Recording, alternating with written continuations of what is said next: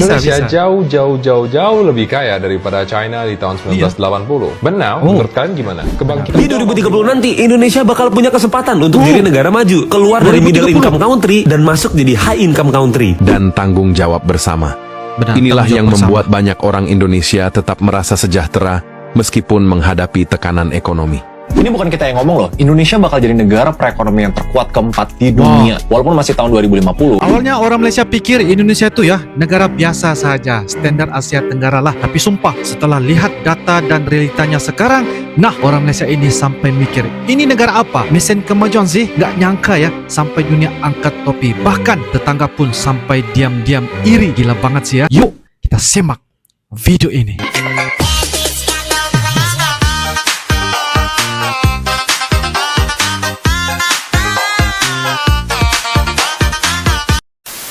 Ini bukan kita yang ngomong loh, Indonesia bakal jadi negara perekonomian terkuat keempat di dunia, walaupun masih tahun 2050. Ini Goldman Sachs yang ngomong di paper terbarunya. Prediksinya, kita keempat setelah Cina, Amerika, dan India. Tapi kalian tahu nggak sih kenapa kita bisa kuat banget? Ekonomi kita konsisten naik 5% dalam 2 dekade terakhir, di mana negara lain tuh nggak secepat itu. Indonesia nanti bakal ada yang namanya bonus demografi, di mana 70% lebih dari populasi kita itu produktif. Kalau kalian semua kerja, kalian bisa konsumsi lebih banyak untuk negara. Kalau jangka pendeknya, kita tuh sekarang lagi sweet spot untuk renewable energy. Kenapa? Soalnya kita punya nikel, salah satu terbesar di dunia. Itu sangat amat dibutuhin untuk baterai mobil listrik dan teman-temannya. Cuma balik lagi ke SDM. Kalau bonus demografi itu, kalian yang usia produktif nanti, bukan cuma konsumsi, tapi bisa produksi, apalagi jadi entrepreneur. Menurut gue, kita bukan keempat doang. Kita bisa jadi top 2, top 1. Kalau misalnya kita kuat banget, kalian hidupnya bakal sejahtera. Makanya aminin aja, gue bisa bantu kalian jadi pengusaha biar pas bonus demografi bukan cuma konsumsi. Emang itu misi hidup gue curahin ke Sevenpreneur, kalian follow aja coba. Ya menurut kalian bisa nggak Indonesia jadi perekonomian terkuat di dunia? Indonesia disebut sebagai masyarakat paling sejahtera di dunia versi studi Harvard. Bukan karena uang atau infrastruktur, tapi karena sesuatu yang lebih sederhana dan dalam. Bagaimana mungkin? Di tengah keterbatasan ekonomi, kita unggul di hubungan sosial, makna hidup, dan kebersamaan. Sebuah negara kepulauan dengan lebih dari 270 juta penduduk berhasil mencuri perhatian dunia setelah tercatat sebagai negara dengan tingkat kesejahteraan tertinggi menurut Global Flourishing Study (GFS) tahun 2025 yang dipimpin oleh Universitas Harvard, Baylor University, dan Gallup. Studi ini melibatkan lebih dari 200.000 responden dari 22 negara dan mengukur berbagai aspek kesejahteraan manusia secara holistik. Tidak hanya soal ekonomi, tetapi juga kesehatan fisik, kebahagiaan emosional, makna hidup, karakter moral, hubungan sosial, hingga dimensi spiritual. Hasilnya mengejutkan. Indonesia menduduki posisi pertama dengan skor 8,10, unggul atas negara-negara maju seperti Amerika Serikat dan Swedia.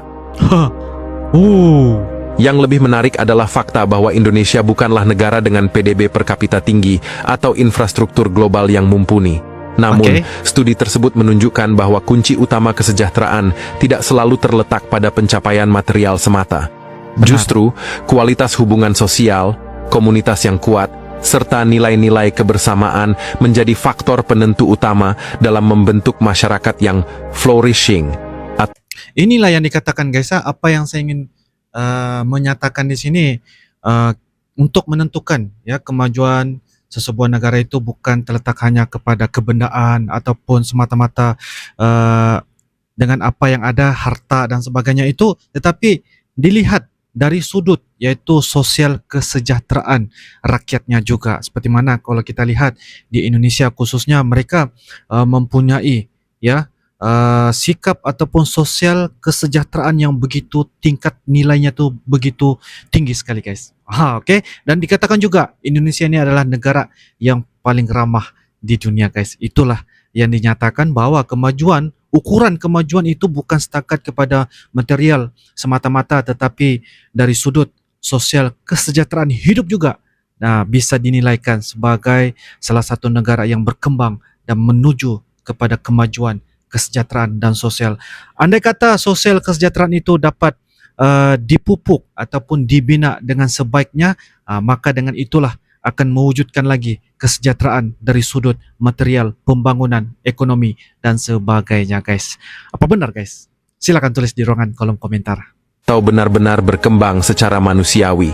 Ya, benar. Fakta ini Manusiawi. memicu refleksi kritis tentang bagaimana kita mendefinisikan kemajuan dan keberhasilan pembangunan nasional. Salah satu Ya. poin krusial dalam laporan GFS adalah pengukuran terhadap makna hidup.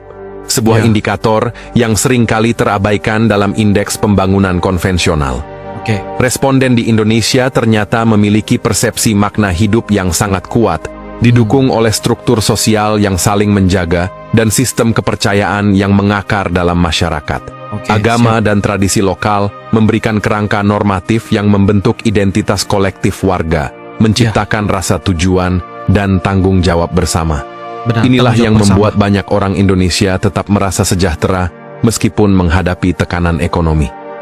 Benar juga ya, benar. Di 2030 nanti, Indonesia bakal punya kesempatan untuk jadi negara maju, keluar dari middle 2030. income country dan masuk jadi high income country. Wah, seriusan? Emang gimana caranya? Iya, seriusan. Malah ini tuh bergantung di tangan kalian juga loh guys. Gak percaya? Jadi begini. Kalian harus paham bahwa Indonesia itu sedang menghadapi yang namanya bonus demografi. Nah, bonus demografi itu apa? Bonus demografi itu arti simpelnya negara lagi kedapatan banyak penduduk usia produktif alias penduduk Iya. usia kerja guys. Nah, di tahun 2030 nanti akan jadi puncaknya bonus demografi Indonesia. Diperkirakan akan ada penduduk usia kerja yang jumlahnya mencapai 201 juta orang alias setara 68,1% dari jumlah penduduk. Dengan kata lain, negara kita bakal kebanjiran SDM di 2030 guys. Oh gitu. Nah, kebanjiran SDM ini nantinya bisa bermanfaat untuk negara guys, yakni bikin negara jadi high income. Tapi dengan syarat SDM harus udah pada dapat kerjaan dan berani berusaha. Harus punya keahlian sesuai kebutuhan industri, bisa menguasai teknologi terkini dan menguasai ilmu wirausaha. Sebab kalau nanti semua SDM yang jumlahnya ratusan juta itu udah pada kerja ataupun sukses punya usaha, barulah negara kita bakal punya rakyat yang sejahtera serta perekonomian yang kuat yang bisa sampai naikin PDB negara. Dan jadilah kita negara yang maju karena hal tersebut. Oh gitu. Tidak semudah itu, Ferguson. Tantangan ini enggak gak cuma semudah. problem rakyat, tapi pemerintah kita juga. Sebab agar bisa punya SDM yang siap bekerja itu, pemerintah pun perlu terlibat untuk mengelola SDM-nya juga. Nah, apa ya gerakan pemerintah kita? Kata Menko Perekonomian kita, yaitu Pak Erlangga Hartarto, bonus demografi ini hanya satu kali di dalam sejarah peradaban suatu bangsa. Sekalinya gagal, maka negara akan kelewatan kesempatan besar. Maka dari itu, salah satu program unggulan yang udah dari lama di jalan pemerintah adalah program Kartu Prakerja, di mana kalian bisa mengembangkan diri untuk menghadapi bonus demografi tanpa dipungut biaya loh. Dan sementara ini, untuk penyerapan tenaga kerja, pemerintah lagi ada 200 proyek strategis nasional yang lagi berjalan, yang bisa memberikan lahan bekerja untuk ratusan ribu orang untuk beberapa tahun ke depan. Oh gitu. Nah, gimana teman-teman? Apakah Indonesia bakal bisa menghadapi bonus demografi? Kalian udah bisa skill apa aja nih untuk menghadapi bonus demografi? Apa bisa? Kasih pendapat kamu di kolom komentar. Oh gitu. Oh gitu. Indonesia naik satu tingkat dalam Global Islamic Economy Indicator ataupun GIEI. Tahun 2022 kita di posisi keempat. Baik. Tahun 2023 kita menempati posisi ketiga, sekaligus Baik. menggeser posisi daripada Uni Emirat Arab. Wah. Posisi pertama masih ditempati oleh Malaysia. Mereka unggul dalam bidang keuangan syariah, halal food, dan wisata ramah Muslim. Keberhasilan Malaysia dalam memimpin Global Islamic Economy Hub di dunia merupakan hasil dari kombinasi berbagai faktor. Selain ekosistem yang kondusif, dukungan pemerintah juga sangat kuat. Misalnya, melalui dengan didirikannya berbagai lembaga dan infrastruktur khusus untuk mendukung industri halal dan keuangan Islam, seperti Halal Development Corporation dan International Islamic Liquidity Management Corporation untuk membantu meningkatkan likuiditas pasar keuangan syariah global. Pemerintah Malaysia juga memberikan berbagai insentif bagi investor dan pelaku usaha di sektor ekonomi Islam seperti keringanan pajak dan subsidi. Dengan penduduk muslim terbesar di dunia, sebenarnya Indonesia sangat bisa menjadi pusat ekonomi Islam global. Salah satunya lewat penguatan ekosistem produk halal bagi perusahaan Indonesia, utamanya UMKM, agar bisa masuk pasar global. Pasar Bagaimana global. pendapat teman-teman? Optimis Bisa. kita bisa naik tingkat lagi? Komen di bawah ya.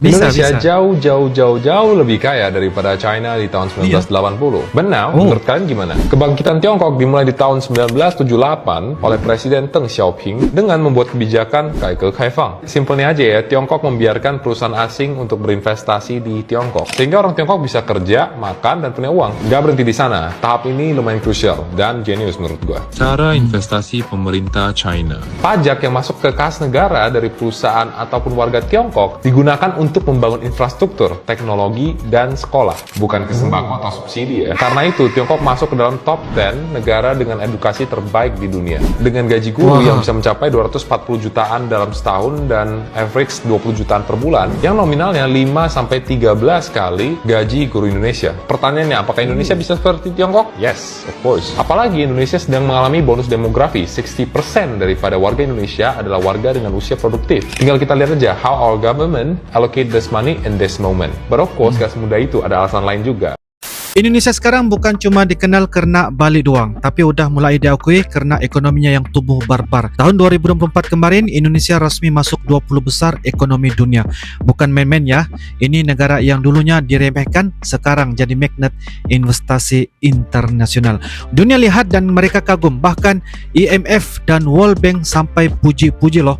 Itu bukan hal kecil sebenarnya guys. Coba deh, tengok sekarang dari ibu kota baru Nusantara yang futuristik banget sampai MRT, LRT, jalan tol yang nyambungin pulau ke pulau, ya, bandara yang standar internasional ini. Indonesia apa? Jepang versi tropis sih.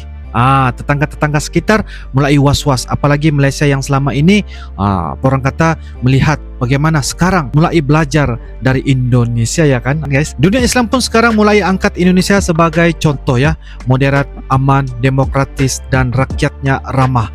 Gak heran banyak negara mulai study banding ke sana. Bahkan di event G20 Indonesia tampil bukan sebagai penonton tapi pemain utama. Indonesia itu sekarang udah bukan negara yang dituntun tapi yang nonton. Oke guys, jadi kesimpulannya Indonesia itu bukan cuma negara besar dari sisi jumlah penduduk, tapi sekarang udah besar dari sisi kekuatan, dari ekonomi, infrastruktur, sampai citra global.